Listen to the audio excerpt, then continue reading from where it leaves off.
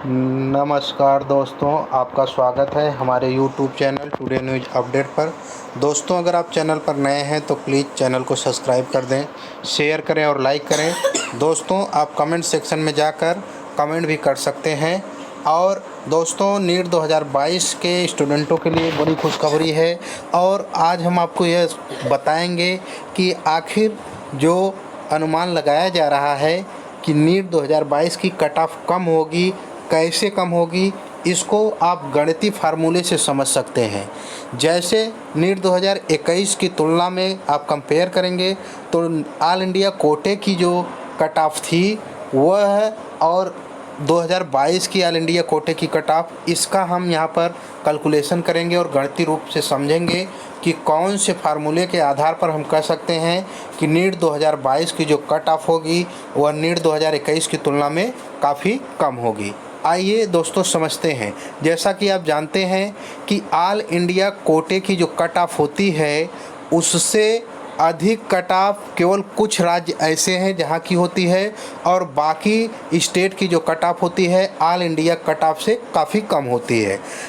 All India cut off से अधिक cut of kin किन स्टेटों की होती हैं उनमें है, जैसे हो गया राजस्थान हो गया, दिल्ली हो गया, यूपी हो गया, बिहार हो गया। ऐसे ही इन राज्यों की जो कट ऑफ होती है ऑल इंडिया कोटे की जो कट ऑफ होती है उससे ऊपर रहती है स्टेट की कट ऑफ। और किन राज्यों की कट ऑफ जो होती है ऑल इंडिया कोटे की कट ऑफ से काफ़ी कम होती है, जैसे एमपी हो गया, पश्चिम बंगाल हो गया, महाराष्ट्र हो गया, उड़ीसा हो गया, असम हो गया, जम्मू कश्मीर हो गया। इन सब राज्यों की जो कट ऑफ होती है वह ऑल इंडिया कोटे की कट ऑफ से कम रहती है। तो इन राज्य के छात्रों के लिए तो वैसे ही बहुत अच्छी खबर है कि उनका कट ऑफ स्टेट का ही कम रहता है। अब हम देखेंगे कि ऑल इंडिया कोटे की कट ऑफ कैसे इस साल कम रहेगी। दोस्तों, 2021 में जो ऑल इंडिया कोटे में जो सीटें आई थी, जिनकी काउंसलिंग ऑल इंडिया कोटे के अंतर्गत हुई थी, उनकी कुल संख्या जो थी 880 थी, यानी 8880। लगभग 9000 सीटें जो थी ऑल इंडिया कोटे के अंतर्गत आई थी।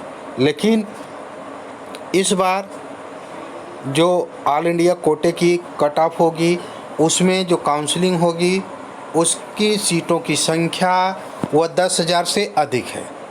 अब आप समझ सकते हैं, जहां पिछली बार जो ऑल इंडिया कोटे में कुल सीटों की संख्या 9000 से कम थी, यानी 8880 इतनी सीटें ऑल इंडिया कोटे के अंतर्गत काउंसलिंग उनकी हुई थी। लेकिन इस बार जो सीटों की संख्या है वह 10,000 से अधिक है।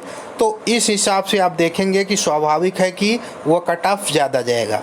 पिछली बार जो कुल सीटों की संख्या थी उसके अकॉर्डिंग जो कट ऑफ आया था वह 21,000 रैंक तक आया था। और उस हिसाब से अगर हम देखेंगे तो ऑल इंडिया कोटे की कुल सीटों से लगभग 2.4 गुना अधिक रैंक तक ओबीसी, अनरिजर्व कैटेगरी और ईडब्ल्यूएस की कट ऑफ आई थी।